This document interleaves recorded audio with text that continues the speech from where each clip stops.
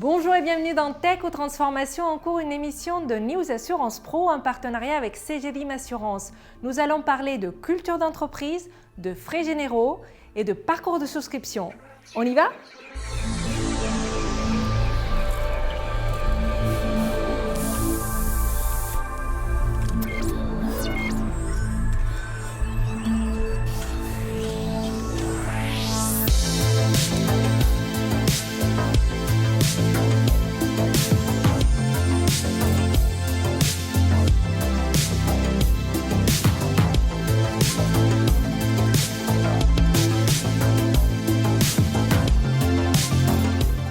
Nouvel épisode de Tech, nous recevons Marie-Cécile Lebar. Vous êtes directrice de la communication et de la transformation d'Aesio Mutuel, et Catherine Abivin, vous êtes présidente de CGLIM Assurance. Bonjour à toutes les deux.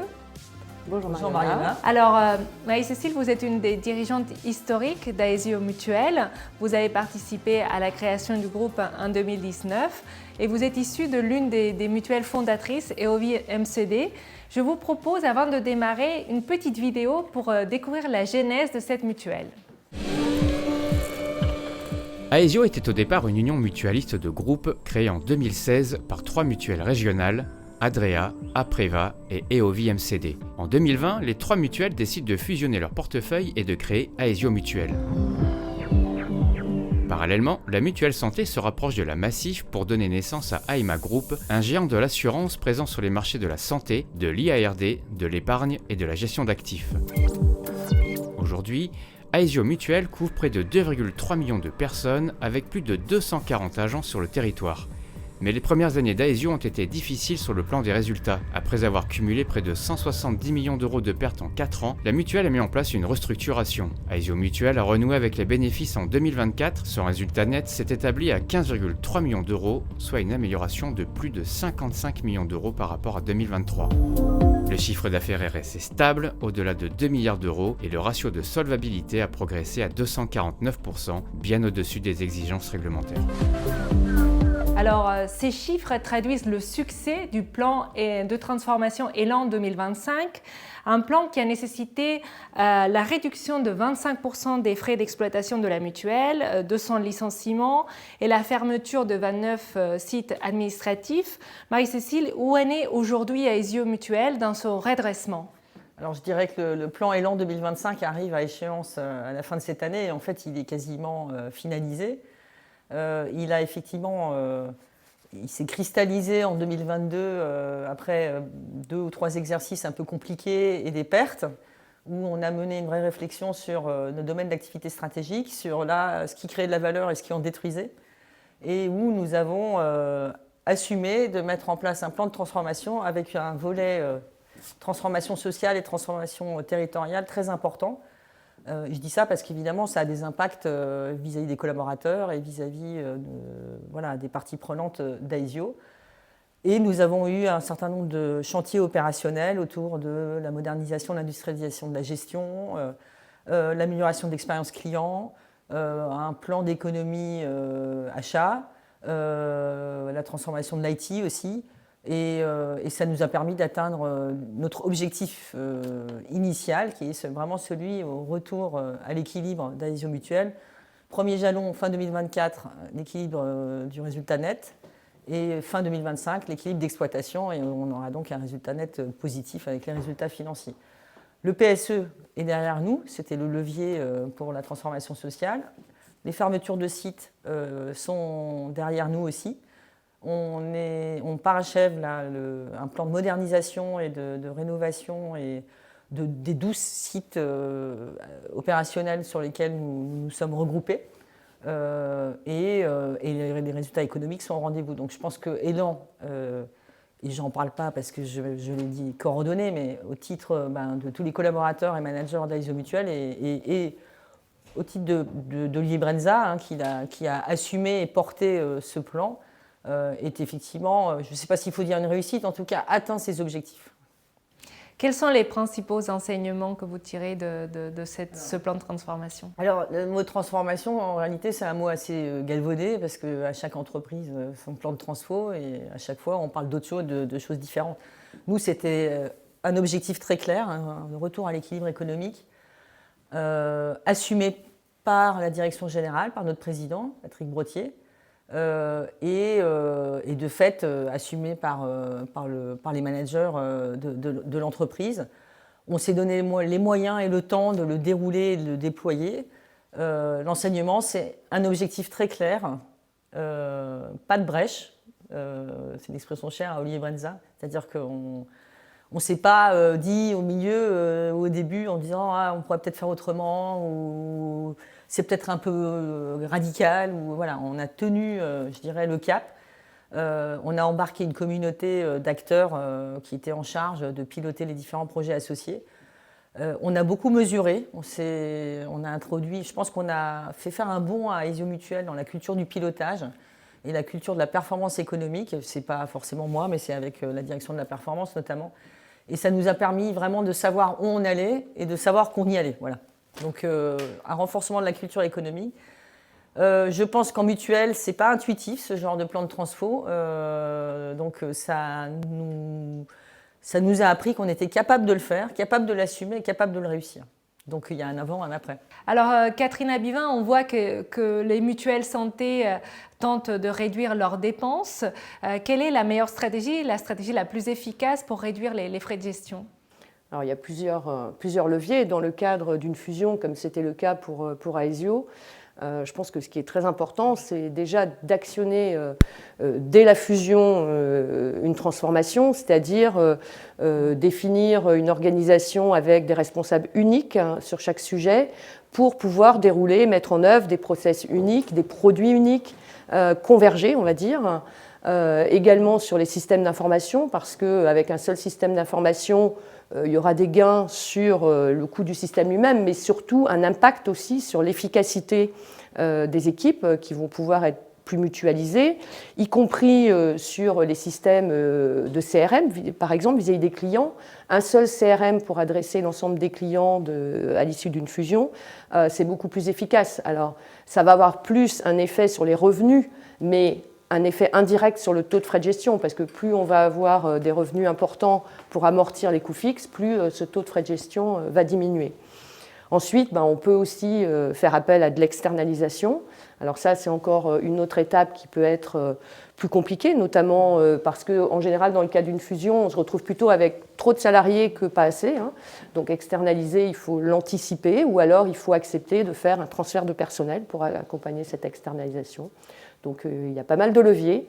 Après, à chacun de décider, mais je pense que ce qui est important, c'est, comme le disait Marie-Cécile, c'est décider d'un plan et s'y tenir et pas tergiverser. Voilà. Donc ça nécessite souvent du courage managérial.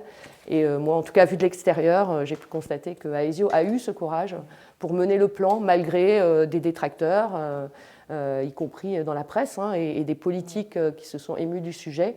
Mais c'était très important et on voit que le résultat est à l'arrivée, donc bravo. Alors, Aesio a également revu, vous le disiez, la politique de souscription et a renforcé le pilotage technique. Est-ce que vous avez mis en place de nouveaux outils, vous nous en parliez, pour la souscription notamment ? Non, pas forcément. On a simplement, je pense, amélioré nos processus en lien avec la souscription, la gouvernance aussi. Et on a défini des grilles de sélectivité plus sélectives. Enfin, c'est un ensemble de choses. Et puis, bon, vous savez, les mutuelles, elles viennent d'une époque où on ne discriminait pas le risque. Donc tout ça, c'est un mouvement, c'est une trajectoire qui est encore en cours. On a une approche de plus en plus segmentée, de plus en plus sophistiquée de notre portefeuille. Et voilà, ça y a contribué. Mais il y a encore beaucoup de chemin à faire, je dirais, parce qu'il faut aussi qu'on maîtrise de façon de plus en plus robuste des nouveaux risques. On a fait de l'assurance emprunteur, on veut se développer en prévoyance.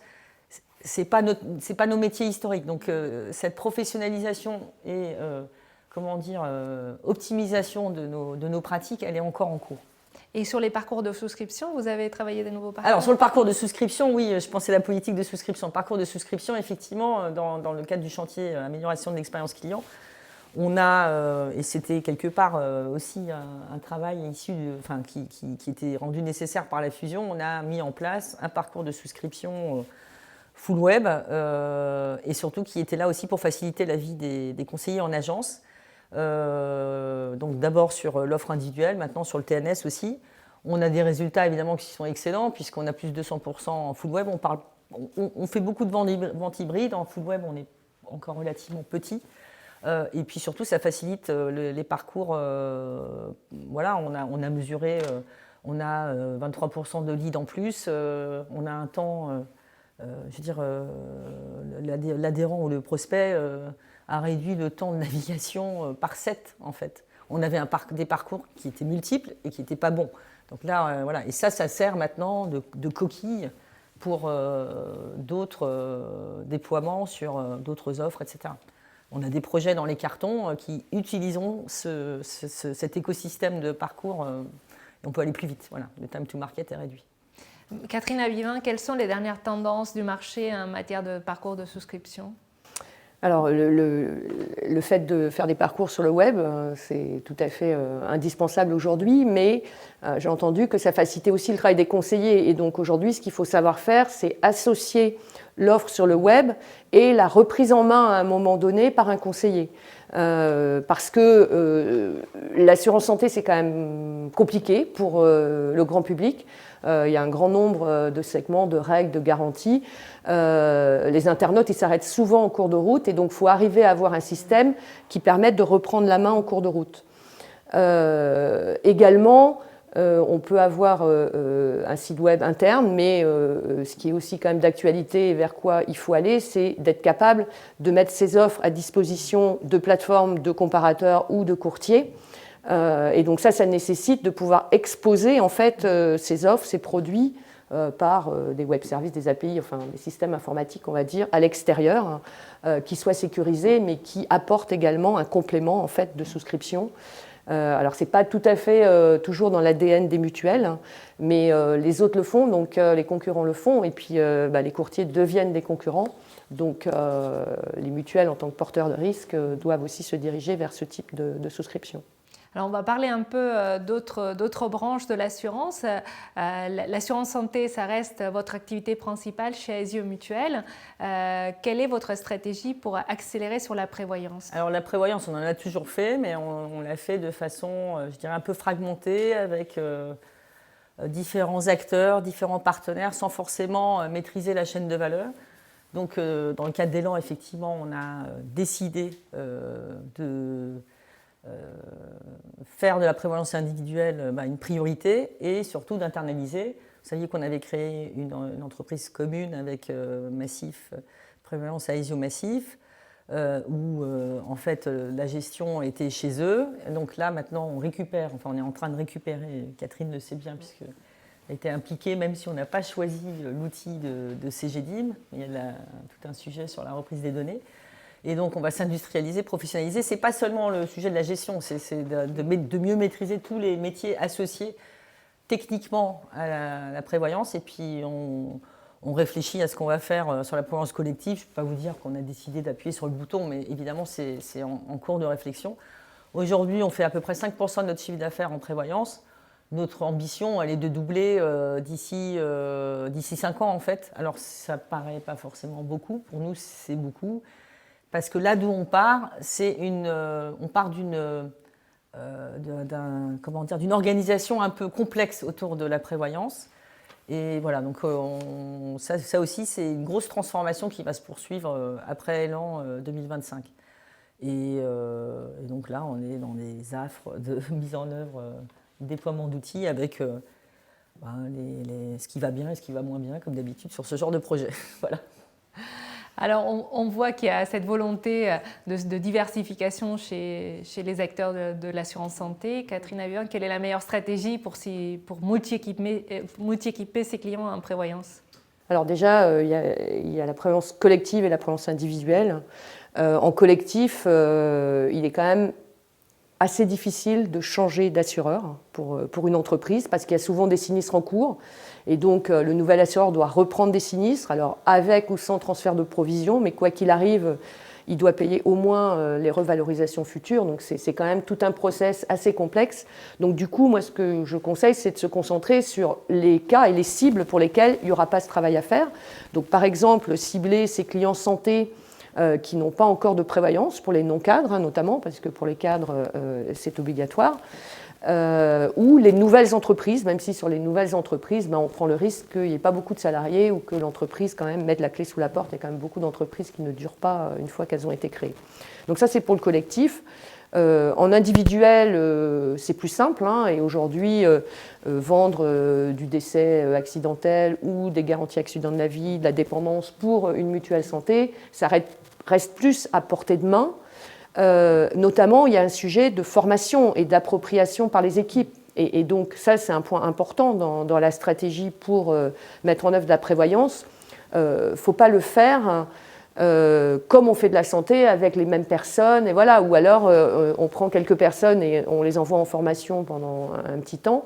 Mais sinon, il faut vraiment s'équiper, se former au niveau commercial, mais aussi au niveau des process, de la maîtrise d'ouvrage, des souscripteurs, etc., pour faire de la prévoyance bien du premier coup, j'ai envie de dire. Très bien, on va voir dans quelques années si la stratégie, la part de prévoyance évolue. La trajectoire, elle évolue et on a aussi mis, tout ne peut pas se faire en même temps, mais le focus sur la distribution, sur les conseillers, enfin les agences, est là et c'est mieux intégré dans les plans d'action commerciaux, c'est mieux intégré dans les dispositifs de variables, c'est mieux du coup managé en fait, voilà. Mais ça suffit pas, il faut que l'ensemble des expertises avancent de façon concertée, voilà. Alors, Marie-Cécile, Aesio a redressé son portefeuille ces dernières années et j'imagine que maintenant, c'est le moment de partir en conquête. Quelle est votre stratégie de développement pour les prochaines années? Quelles sont vos cibles prioritaires? Et étant donné qu'on est au mois d'octobre, j'ai envie de vous demander quelles sont vos orientations tarifaires pour 2026. Bon, alors il y a plusieurs questions. Concernant nos cibles prioritaires, on est toujours en santé individuelle, plutôt sur les seniors, même si on sait qu'il n'y a pas que là que se passe la conquête, mais c'est quand même principalement là-dessus, avec les moments clés que sont le passage à la retraite, etc. Donc ça, on regarde de très près. Ensuite, en collectif, on est by design, je pense. Notre histoire fait qu'on est plutôt plus ciblé ou plus focalisé sur les TNS, vous pouvez les mettre en individuel, en collectif, mais les TPE et les petites PME. Mais vous savez qu'on a développé Aesio, notamment en développant les grands comptes, et on continue à faire les grands comptes, mais de façon sélective. Là, on peut être à l'équilibre. Et on travaille les branches, et là, je ne vais pas vous dire lesquelles, parce que je n'ai pas toute l'information, mais donc, on est ciblé, mais on arrose quand même assez large. Voilà. Vous ciblez beaucoup de cibles. Oui, mais par exemple, après, dans les TNS, on sait qu'on n'est pas forcément bien positionné aujourd'hui sur les professions libérales parce que les contrats n'ont pas été faits pour eux, etc. Donc, pour elles. Donc, il y a quand même une approche plus ciblée. On a une directrice du développement, Anne-André, qui a apporté vraiment ce regard-là sur un ciblage beaucoup plus précis, pour éviter de se perdre notre énergie commerciale qui est limitée dans le temps et en nombre sur des cibles plus intéressantes pour nous. Et voilà, on a travaillé aussi sur nos signatures, c'est-à-dire qu'est-ce qu'on peut vraiment mettre en avant vis-à-vis de ces cibles-là, en benchmarkant aussi, en regardant de quoi elles ont besoin, et voilà, pour se mettre un peu dans les standards du marché et puis pour avoir des points de différenciation. Donc, tout ça, c'est un peu un travail aussi en cours.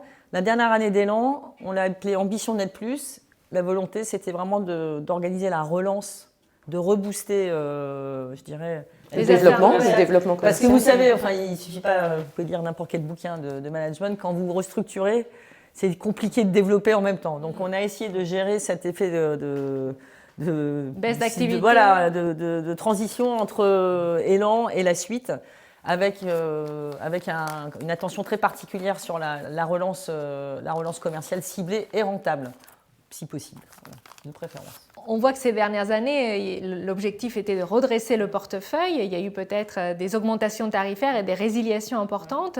Est-ce que maintenant, quelles sont vos orientations tarifaires pour 2026 ? Alors, comme la situation économique s'améliore, on peut aussi, et qu'on est quand même une mutuelle avec un ADN redistributif, on va viser d'être dans le marché, mais plutôt pas dans le, dans le haut du marché. Voilà. Donc, bon, je vous dirai rien parce que c'est certainement pas à moi de vous donner ces éléments-là aujourd'hui. Mais là, c'est là où je reviens sur le pilotage plus fin de notre portefeuille. On module un peu plus nos hausses de tarifs en fonction des cibles et en fonction de l'intérêt qu'il y a à fidéliser. Voilà. Nous, aujourd'hui, on a à la fois un enjeu de développement, de conquête et un enjeu de fidélisation et de rétention. Donc, on travaille sur les deux leviers à la fois. Il faut être compétitif sur le marché en conquête, mais il faut aussi garder nos clients. Donc, voilà. Et donc c'est comme ça qu'on aborde ce nouvel exercice. Très bien. On voit, Catherine Avivin, que les organismes complémentaires manquent un peu de visibilité aussi sur les mesures réglementaires qui vont venir en 2026. Certains acteurs ont même redistribué des cotisations parce qu'ils avaient peut-être trop augmenté ces dernières années au regard des évolutions réglementaires qui n'ont pas eu lieu. Je pense notamment à Harmonie, à MGN, à Malakoff Humanis. Est-ce que, selon vous, ils ont pris trop de marge de prudence ces dernières années? Délicat de répondre à cette question, surtout s'agissant de mes clients. Mais quand même, je vais essayer d'y répondre. Quand on augmente les cotisations pour l'année N+1, on doit déterminer les cotisations qu'on va encaisser et qui, face aux prestations qu'on va payer, mais aussi l'année suivante, va faire qu'on va avoir l'équilibre recherché. Donc l'équilibre recherché, ça va être une marge qui en santé est globalement quand même assez proche de zéro. Voilà. Bon. Il y a des choses qui sont prévisibles et que, au fil des années, les actuaires ont quand même réussi à bien maîtriser. C'est la dérive classique des dépenses liées à l'évolution, par exemple, du vieillissement du portefeuille, au fait qu'aujourd'hui, il y a des technologies qui font qu'il y a des dépenses beaucoup plus chères et qui continuent d'augmenter, des médicaments alors très efficaces pour certaines pathologies, mais aussi très chers. Enfin, voilà, il y a un certain nombre d'éléments qui sont structurels et qui sont prévisibles. Ce qui est moins prévisible, ce sont les mesures que les autorités publiques vont prendre. Surtout d'un gouvernement qui change facilement. Surtout au moment où il faut décider de l'indexation, parce qu'on ne la décide pas le 31 décembre, mais bien en amont. Il y a des règles sur les résiliations, il faut laisser le temps que le process se déroule, etc.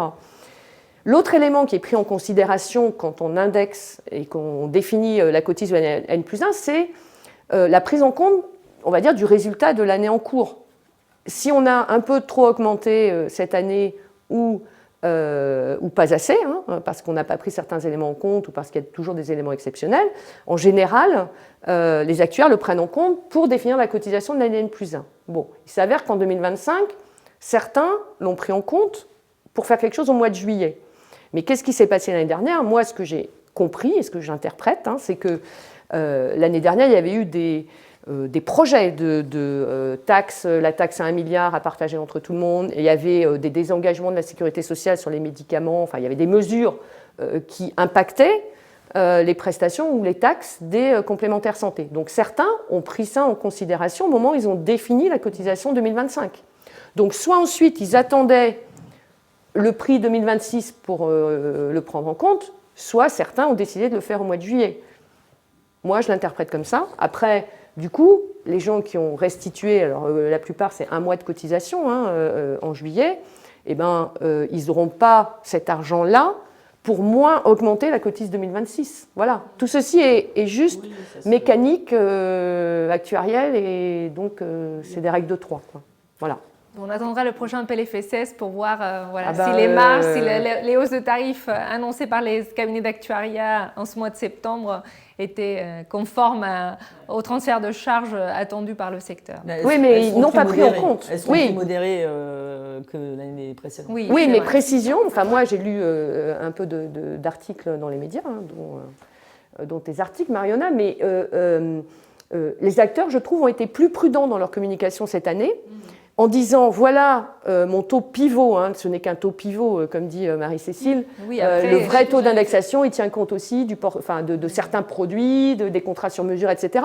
Et ils ont tous dit, c'est hors mesure du PLFSS ou de taxes complémentaires qui pourraient intervenir. Donc s'il y a des mesures ou une taxe, je pense que les taux qui ont été annoncés, ils devront être révisés. Mais c'est déjà arrivé, sur la prévoyance notamment, que la plupart des acteurs indexent des cotisations au 1er juillet, je ne sais plus en quelle année, parce qu'il y avait eu des mesures qui n'avaient été pas prises en compte Donc au il n'est moment pas des exclu indexations. qu'il y ait des augmentations en cours d'année. Oui, parce que oui. ou que certains attendent un peu plus longtemps pour définir leur taux 2026. Ce qui n'est pas exclu chez nous, c'est qu'entre ce qui est dans les tuyaux aujourd'hui, qui a été préconisé, et là, dans 15 jours, un mois, qu'on revoit la copie. C'est aussi, alors même si ça devient de plus en plus compliqué, et c'est compliqué, le calendrier avance parce qu'il y a quand même des échéanciers à sortir avant le 31 octobre. Là, on est dans une période exemple. encore de grande expectative. Il y a encore 15 jours de marge, pas plus. Mais... Alors, il me reste 2 questions, mais on a presque épuisé le temps de cette émission. Je vais les poser ensemble, du coup. Première question sur les synergies au sein d'AEMA Group. Aesio Mutuel, avec Massif et Abeille, fait partie d'AEMA Group. Est-ce que les synergies à date sont satisfaisantes pour vous, Aesio?